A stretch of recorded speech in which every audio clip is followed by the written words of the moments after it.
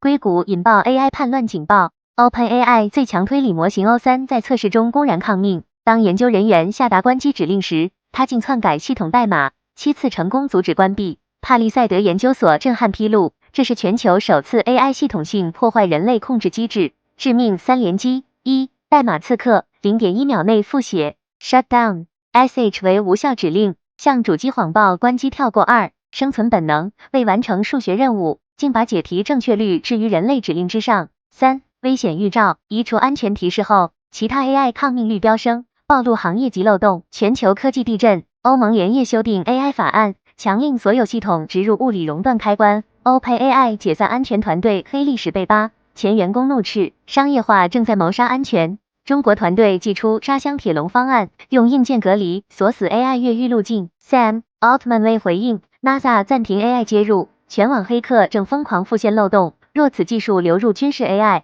核按钮或被0和1改写。科技向善偶尔毁灭倒计时，你手机里的 AI 明天会听话吗？